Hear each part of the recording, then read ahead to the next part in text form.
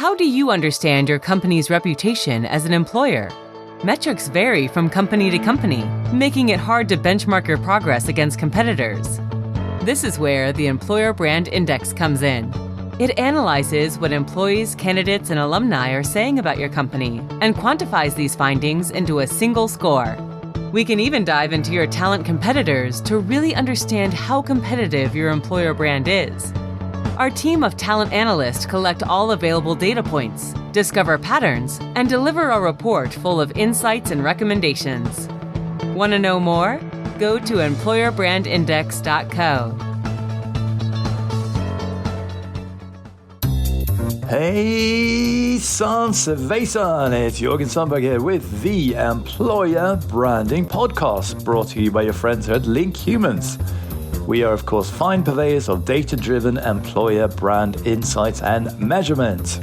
Today, we are speaking to a global beauty company, and you may have heard of it. It's actually the largest one on the planet. We have 2 representatives from said organization, and we're going to cover a lot of ground, starting with the genesis of employer brand, and also talking about the newish EVP, and also looking at activation as well as measurement, of course. So let's start the show.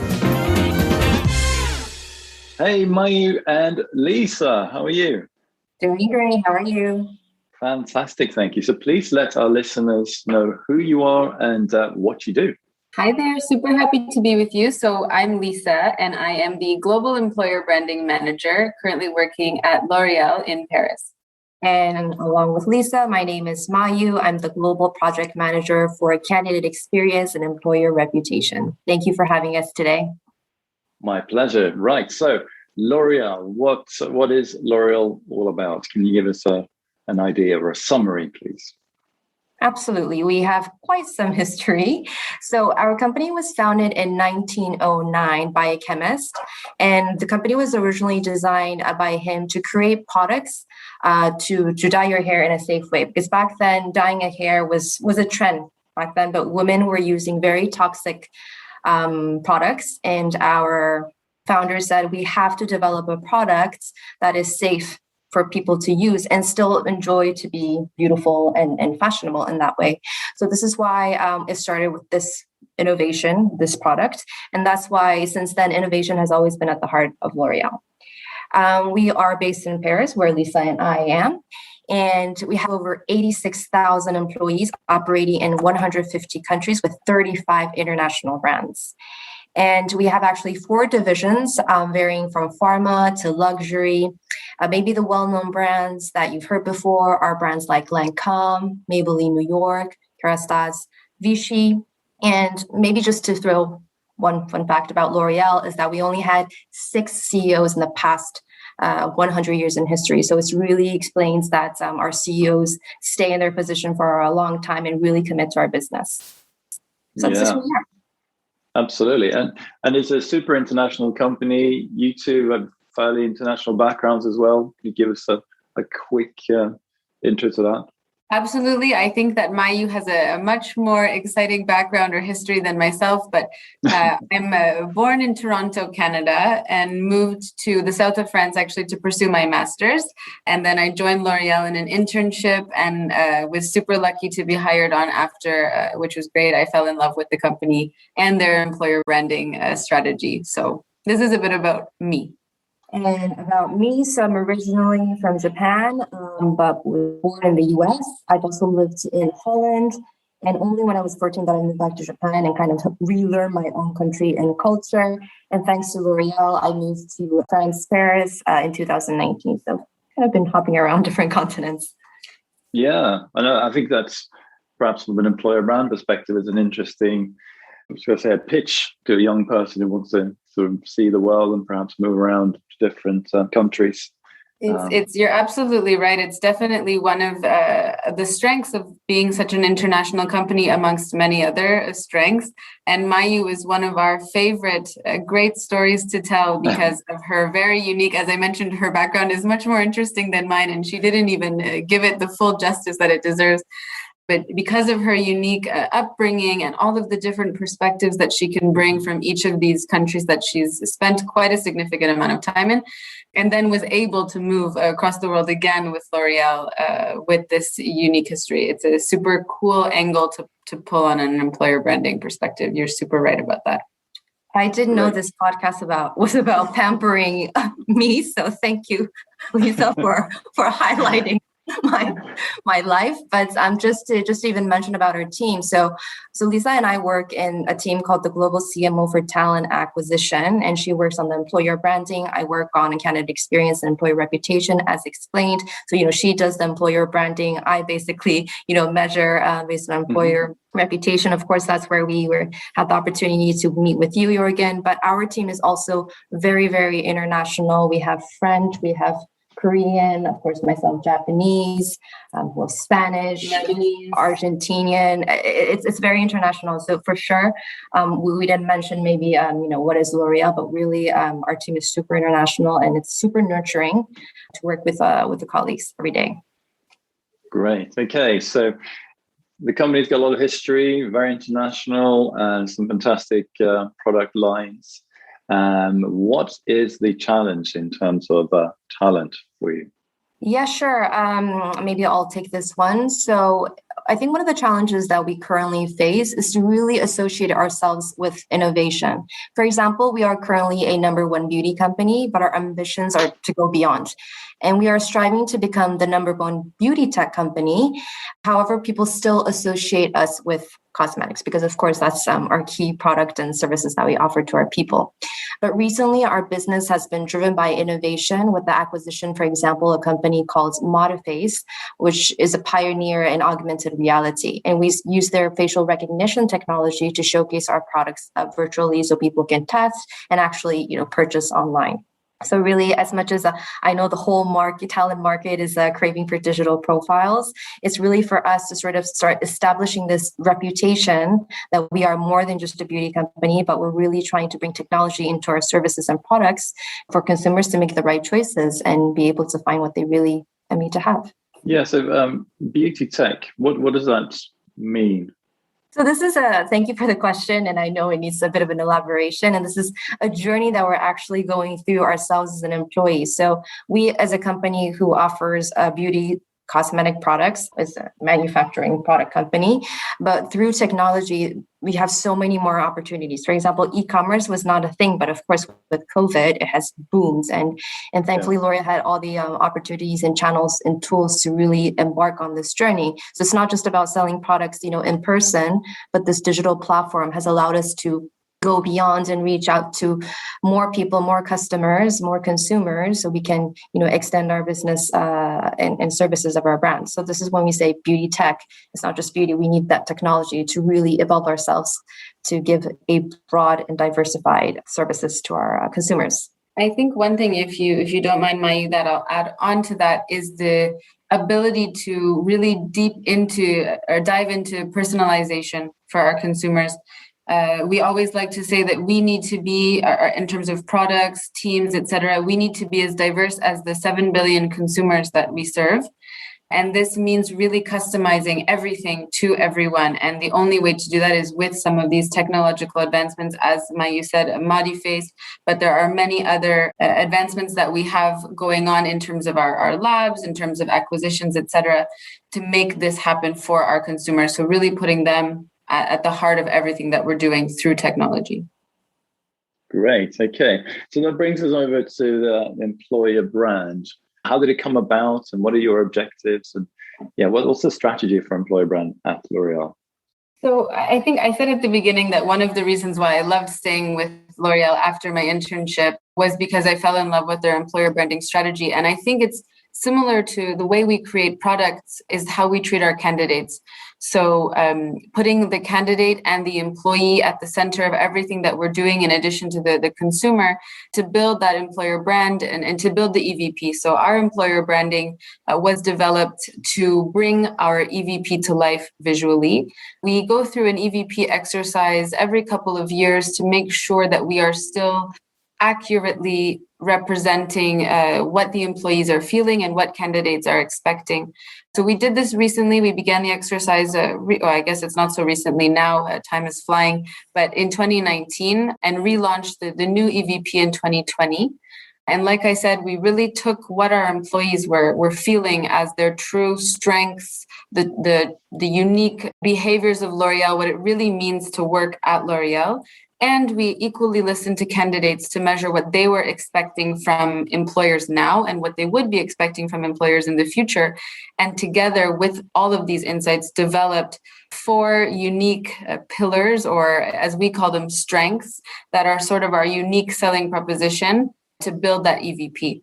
Yeah, so before we dive into the EVP, in terms of the strategy for employer brand, is the ultimate objective to attract the right talent at the right time, or is it to support talent acquisition, or is it to retain, or maybe it's a combination thereof? I think it's definitely a combination, but the approach that we have for the moment is talent acquisition with our employer branding. Because we've incorporated what the employees are feeling, of course, there is talent management and retention within, but the main goal for now is attraction. And as Mahi said, in terms of our attraction needs or challenges or what we're looking for, the employer brand is to help support or mitigate some of these challenges. So increasing the awareness through to candidates that may not have considered L'Oréal as an employer before. In some markets, we are considered just strictly as an FMCG company, not even as an employer. So this is something that our employer brand is aiming to, let's say, debunk. So debunking some of the key myths that candidates have about L'Oréal, and maybe even bringing to light L'Oréal as an employer from the beginning. That's interesting. Can you give us an example of a misconception that candidates may have about L'Oréal? I think the best misconception that I've heard in speaking with candidates really all over the world is that you need to be super obsessed with beauty to work at L'Oréal. And it's absolutely not the case. I'll speak for myself. Of course, I like some beauty products, but I'm absolutely not the obsessed kind. What matters for us is that you are innovative and creative and you're willing to learn about the product. Of course, depending on what role you're in, some products may be more important for those roles than in others. But this is a big misconception that people have, and often convinces people or deters people from even applying because they feel that they won't fit in because they're not obsessed with beauty. So this is one of the biggest misconceptions we're trying to debunk with our current employer branding strategy. So the users or the consumers of your products, is it fair to say that they are not always necessarily the best candidates for L'Oréal? I think it's an interesting question. I wouldn't say that they're not the best candidates because they are maybe super dedicated to the products. But as we've discussed a little bit today, the company is evolving in many ways. And one of the ways that we've talked about is that beauty tech way. So it's true that we may need to find more candidates that are obsessed with tech, obsessed with data, obsessed with research and innovation. That may not have been attracted to L'Oréal before. So I think it's not to say that those beauty-obsessed candidates are not the right ones, but that we need some in addition to complement. And if I might just add to that, when I was a recruiter also back in Japan, I used to get the same type of question, loving a product, liking a product versus knowing what this product is offering, what it's providing people, what are the insights, what are the dynamics that this product can bring to the market, are very two different approach to the product.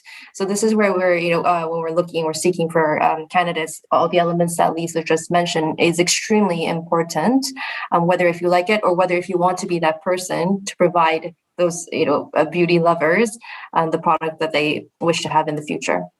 Right. Okay. So let's move on to the EVP. So it was refreshed in 2019, and Lisa, can you give us a flavor for what does it lead with? Is there an essence for a tagline? Absolutely. So the EVP tagline that was fully developed starting in 2019, but really let's say launched to the globe in 2020 is freedom to go beyond. That's the beauty of L'Oréal. it was developed by looking at, like I said, we took into consideration employees, we took into consideration the candidates, and looked at we came up with 4 unique strengths that L'Oréal has. I'm not going to share them exactly with you today. I'm not going to give away too many of our secrets, but in essence, it's about having the ability to grow in a diverse setting and acting as your own boss. We say to all employees, you're the CEO of L'Oréal, go for it. So this is basically what our Freedom to Go Beyond tagline, how it was created. And of course, that's the beauty of L'Oréal. We will never neglect or forget that we're a beauty company. We are striving to bring beauty in every ways of the definition to the world and to all of our consumers and beyond. So it was about incorporating the true essence, how we were founded, what our founder believed in, but with that entrepreneurial spirit that we have at every corner of L'Oréal. Nice. And how is that resonating with candidates on the outside? I'm thinking especially younger people. Is that something that attracts them? Absolutely. I think it's resonating quite well. Maybe another misconception that sort of we're debunking with this current EVP and employer branding strategy is that because we're such a large company, which of course has its benefits, people are often under the assumption that we operate like a big company. But in fact, we operate like a startup within the foundations and security of a big company. Everyone is in charge of what they're doing. If you have a new idea, you're absolutely going to go for it. There's not a lot of red tape that you have to go through when you're starting out at L'Oréal and even as you're building your career. So with this entrepreneurial mindset, this freedom to go beyond, we're really able to show candidates that you do have that freedom. And we're doing that through many different ways. And maybe we can get to that in a few minutes. But you're absolutely right that it's showing a different side of L'Oréal than people are expecting. And do people who currently work for L'Oréal, well, you said that this came from them, so they would agree with that and they feel that they can go beyond in their daily tasks? Yes, completely. So I did mention that it was built from our employees. We wouldn't have built an EVP that was based on, what Lisa and Mayu say today. We really wanted to take into consideration what our employees were feeling. And based on the 4 strengths that we came up with, this is what they were feeling. It was the things that they were the proudest of L'Oréal, or the reasons they were the most proud to work at L'Oréal, I should say. Maybe I can give my own example to sort of express the EVP that was beautifully explained by Lisa. So when I first got assigned to this role in 2019, a candidate experience global manager role never existed. So I was the first one that was assigned to this role and was told, okay, Mayu, we need to work on candidate experience. Go ahead. I was like, okay, where do I start? But really, they said, you're the boss, you're the CEO of this topic. Go ahead, look what, ask for resources if you need them, and just experiment with this topic. Originally, I was quite, surprised with this big challenge. But now that I've been working on this topic for a few years, I think we now in the organization understand candidate experience in the same way. We understand what needs to be done. Not saying that we're acing it now, but we're still learning and we're really discovering this topic all together. And thanks to this opportunity, I think even I've been working for this group for quite a while. I was able to kind of rediscover the culture of L'Oréal once again, thanks for being assigned to a new role where I had to establish everything from scratch. Basically, being a person that raises awareness and topic about this. And it was extremely exciting and interesting to broaden my network globally and also, persuading our top management that this is absolutely a priority to have a competitive edge in such a fierce market situation. So I think this displays quite well that, even within a big organization, you can start something new and you can actually start to build something within the group. Yeah. Yeah, it's very, very impressive. All right. And so we move on to activation. So bringing this in front of prospective talent. What does that look like for L'Oréal? So activating the employer brand is super fun. It's mainly, when we talk about the activation, it's mainly external. It's true that we equipped completely on in terms of internally our talent acquisition teams, our recruitment teams, and many of our corporate communications partners as well. At L'Oréal, at the global level and in most of the markets, talent acquisition and corporate communications work very well together. to represent the corporate reputation and the employer brand as a hand in hand. Candidates and consumers, I should say, are becoming more and more the same person. What the company a person wants to apply for is the same company that the person is choosing to spend their money with. So this is why we work hand in hand. So of course, we had quite an extensive rollout in an internal activation way, but the majority of our time beyond this activation has been spent externally. So, of course, we're using social media mainly, all of the channels. There isn't one channel that is that we should focus on completely. LinkedIn is definitely where many candidates are. But as candidates are getting younger and younger, it's not necessarily the be all and end all. So it's looking at which candidates are, which channels of social media they are using, how they are using it, and becoming completely audience centric. If videos are used on TikTok, that's where we're going to be. If photos are used on LinkedIn, that's where we're going to be. So we're taking a very audience candidate-centric approach to our employer branding external activation, which has so far proven quite effective. We'll be doing a social listening to see how we've evolved with the new employer branding and EVP strategy since the launch. It's definitely been an interesting couple of years to compare to, a couple of years unlike any that we've known in our recent history. So we'll be interested to see how it's fared. But I think from the types of candidates that we are attracting now, we are attracting a greater diversity of candidates in terms of all spectrums of diversity, education, interests, countries, etc. So I think from what I can say anecdotally, the employer branding strategy is working well in attracting the candidates that we're looking for. Great. And with being such an international organization, I can imagine you do some work in terms of campaigns on a global level and some perhaps more in markets or regional. Is that a correct understanding? Yes, you're absolutely correct. So like I said at the beginning when I did my introduction, I'm the global employer branding manager, but many of the markets have their own local employer branding manager within the talent acquisition community. So my role is to focus on the awareness, a little bit of the consideration in terms of campaigning at the global level.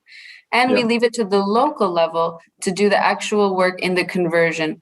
The local levels really know their recruitment needs, their recruitment strategies, and where they're struggling the most in terms of either attraction or consideration. So we work hand in hand to co-develop campaigns, or I support them in their campaigns that they develop. But it's really a totally complementary approach from the global and local perspective. And I learn a lot from the local employer branding managers about the uniqueness of each market. And what's to offer and what's to learn. It's a fantastic experience. Yeah, I can imagine. And are there any specific campaigns or initiatives you want to highlight today that our listeners should check out? I feel like I'm going to be a broken record here, but I think what we've been really focusing on is that tech aspect. So we've recently launched, it's not a global campaign yet. We're doing a test and learn approach, which is synonymous with the L'Oréal culture. We do a test, we succeed or we fail, and we pick ourselves up and we go again with all the learnings in tow. So we're doing it on a little bit more of a localized market, but we are really focusing on advancing the perception of L'Oréal as a tech company. And so this is an awareness campaign that's going on, like I said, locally, and will be expanding globally over the course of the summer, which we will follow up with localized conversion recruitment campaigns in the fall when the recruitment season picks up a little bit. And my final question on activation is, do you use a specific hashtag or hashtags that we can click on to learn more? Absolutely. I think the two that we are using the most across the L'Oréal globe, it varies a little bit in some markets where English is not used as frequently, is either hashtag We Are L'Oréal or hashtag Life at L'Oréal. I believe in some of the Latin American countries, they are using a variation of this to meet their local let's say, recruitment candidate expectations. But we are L'Oreal and life at L'Oreal. And one thing that maybe will say on the activation piece, maybe one final thing from me, is that we really want to let the employees tell their stories. We know that employees are the most authentic, most believable, and they are telling their experiences every day working for L'Oreal, every new project that they've accomplished or new idea that they've brought to the table and has been, given the green light. So leveraging these employee stories is something that's absolutely invaluable and instrumental to our employer branding campaign, which we are finding very often through We Are L'Oreal and Life at L'Oreal hashtags that they are sharing on their own accord on their social medias every day. Right, thank you for that. Now, if we move on to $1 million question, which is measurement. How do you go about measuring the attractiveness of your employer brand? And Right.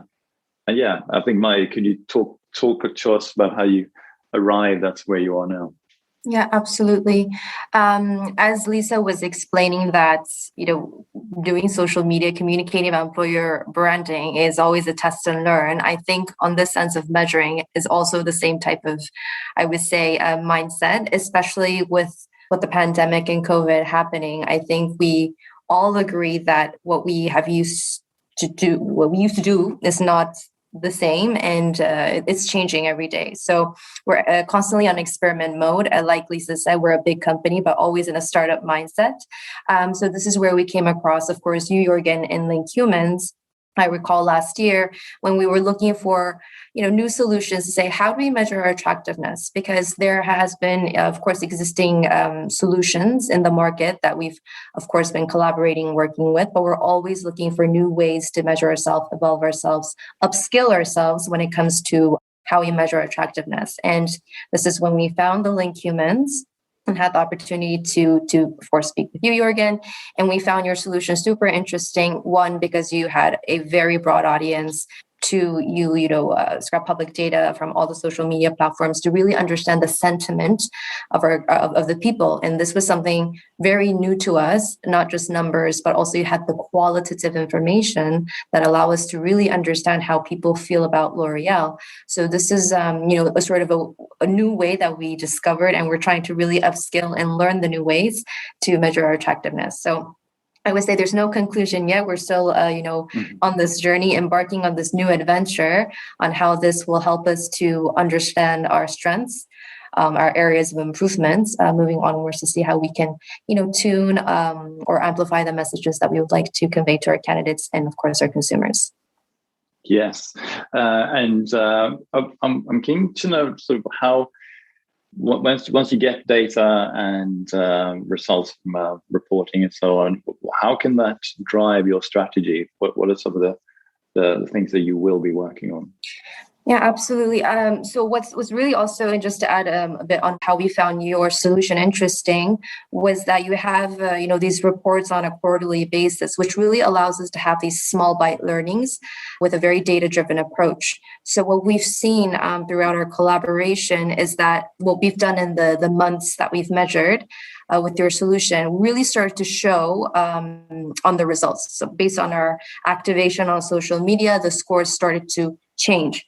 And so I think really the results helps us to feel and to sort of do a health check on how we're being perceived. If we worked, for example, on mission and purpose, or let's say CSR, we saw some spikes in that areas in terms of scores. So we were able to really understand what we do can be projected in the results that you provide to us. So I think it can really directly, give us this insight and understanding on where we're doing right and that we're having a voice. Whereas we can identify also, even if it's something that we want to promote, that it's still not reaching to our consumers or candidates, that this is something that we need to work on to really activate on social media or any type of a campaign to voice out.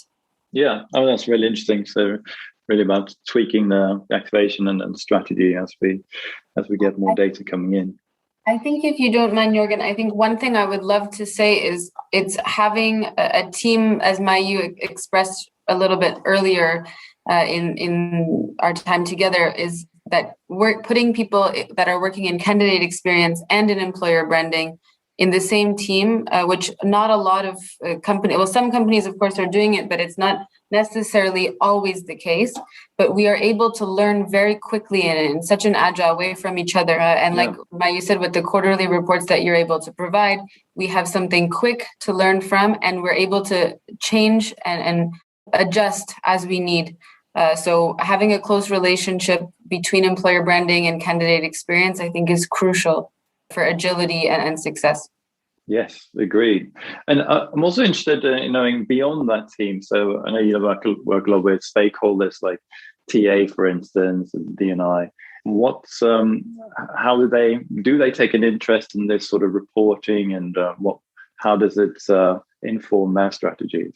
Of course. When it comes to employer reputation measurement, understanding how we are, our attractiveness as an employer, it's a global topic. It's not just Lisa and myself and the global team that are in charge. We have again this responsibility in each and every country to understand how we are attractive at the local level as well, which of course adds up to the global reputation. So on this topic, I have involved the TA directors in the zone level to promote this solution, and to again educate ourselves on what are the solutions that are out in the market, to really be able to grasp the information on where we stand versus our competitors, for example, because competitors are always doing great activities as well, and we're always willing to learn from them. So it gives us a good way to learn from one another. When I share this type of data, the market will then react to, oh yes, we've done this, so maybe this is the reason why the results are impacting in this way. And then it actually helps us to start a conversation from global to zone to local, and local zone to global. So it really starts to kind of have this great dynamic of starting this conversation about how we measure ourselves. And when we have this new type of solution, it's always quite stimulating to look at these data together and understand what these numbers mean and what is really there behind those numbers. Yeah, great. And just to clarify, when you say zones, that's broadly continents? Yes, exactly. We operate in different zones in like Western Europe, Americas, etc. I'm sure many companies have the similar ways, but yes, this is exactly what I mean. Yeah, it's funny. So it's every company we work with, they do have similar regions, but it calls zones or sectors or whatever. It's yeah, and maybe just to add on that, L'Oreal has this very strong passion on having a global, a mindset and a view and a branding, but also strongly localized as well, because we understand that each country has its, or region has its specificities as well. So this is where we, have this great combination of having this global impact and image, whereas of course we try to make sure we're speaking in the right way to the right people. So this is how we collaborate as we work. Right. Okay. Now, what, in your opinion, you can choose who wants to answer this one. What is it that makes this, the roles or the function that you have? What is it that makes it so special? I think I'll take this one if you don't mind, Jürgen. So I think what's so cool about employer branding, maybe I'll speak to, and Mayu, if you have something specific on the candidate experience, is we have often looked at consumer expectations and have been, we've heard consumer obsessed, consumer centric, etc. But I think what employer branding is doing now for us is giving us that candidate centricity. Their expectations of companies, of their employers, are changing just as fast, maybe faster in the last couple of years, faster than the consumers. And I think we've seen the biggest shift, or one of the biggest shifts in the most recent decades with the pandemic, and what employees and what candidates are expecting from their company. We don't have the privilege as an employer to pick and choose the candidates that we want. That's not the way that talent acquisition is working any longer. It's really the candidates that are choosing. And in order for them to choose the company, we need to have the best employer branding strategy. They need to know that we're a company to choose, and they need to know why they're choosing it. So if they don't know why to choose you, they're not going to choose you. They're going to choose somewhere else. So I think this is why employer branding is such an interesting field right now. And if I may add to that, which I would love to, is that really the dynamic between companies, consumers, candidates, all of this has been shifting, changing, which is I take it quite positively. And really, I think it's now a conversation between companies and consumers and candidates. Before there was maybe a bit of a difference in dynamic, but now it's really becoming conversational. It's becoming more, I would say, how can I say, a flat relationship in terms of we're equals, and that's where we have this opportunity to be at the forefront of this activity, and it's super exciting to understand, to learn what people are saying whilst we express ourselves. So I think that's what makes our role and job quite special and interesting. Yeah, that's a good point. Is the whole feel of job applicants and interviewer and so on. I feel it's been democratized, and it's, people have more information than ever, and they have more choice, as Lisa said. So sounds like you're doing all the right things there. Final question is, where can our listeners, first of all, where can they connect with yourselves if they have follow-up questions, and where can they learn more about L'Oréal, particularly its employer brand? I think the first place which will answer both is LinkedIn. So you can connect with Mayu and I on our LinkedIn profiles. But in addition, you can connect or follow L'Oréal on LinkedIn. It's going to be one of the best places to get your full round of news, either from the corporate side, what is happening in our sustainability commitments, our sense of purpose, etc., but also what to expect as a candidate. So I think LinkedIn is a great place to start. But like I said at the beginning, activation is across all social media channels. So we are present on TikTok, Twitter, Facebook, Instagram, YouTube, and LinkedIn. So this is definitely a great place to go. And of course, the careers website and the L'Oreal.com is a great place for all of the information you really need to learn about L'Oréal from all of the different perspectives. From our founder, our history, to our brands and divisions. Everything you'll need will be in one of these places for sure. Yeah, that was very comprehensive. Thank you. Okay, well, thank you so much, both of you, for your time today. Thank you so much, Jorgen and Link Humans, for hosting us. It was an absolute pleasure to discuss one of our favorite topics with you. Okay, there we go, folks. Be sure to reach out to Mayu and Lisa and thank them both ever so much for sharing these really useful insights. And of course, if you would like to subscribe to this podcast, you can do so at employerbrandingpodcast.com, as well as on Apple Podcasts, Spotify, Google, SoundCloud, and all the usual places. And if you really enjoy this episode and or the series in general, please help us out by leaving a review on one of these platforms. Right, so whether it's candidate experience, employer brand, or people marketing, talent branding, whatever you may call it in your organization, we're all here for the same reason. It was really to attract and retain the best talent for our organization. And a way to understand where you're at with it all is, of course, to measure your reputation as an employer. And this is why we invented the Link Humans Index, also known as the Employer Brand Index. We investigate what candidates, active and passive, current employees and alumni, that's the folks who left, feel about your employer brand. What's their experience really like?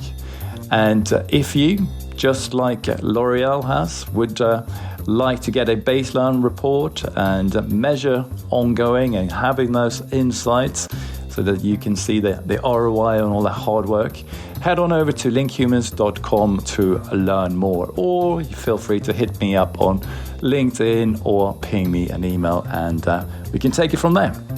That was it for this week. Thank you so much for tuning in and look forward to catching up next time.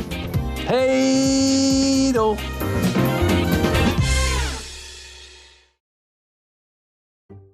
What did one hat say to the other? No idea. You stay here, I'll go on ahead.